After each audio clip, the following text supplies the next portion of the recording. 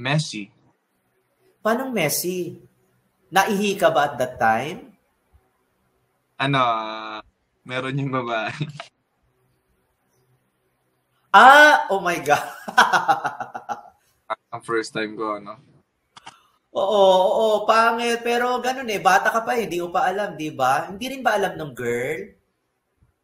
Ano po? Hindi alam ng girl na meron siya? Alam niya, wala Tinuloy niya eh. pa rin? Siya yung ano sa akin, yung push. Ikaw, hindi mo tinanggihan or something. Medyo liberated kasi yung babae. Parang ganun po, parang, Sina-challenge ka.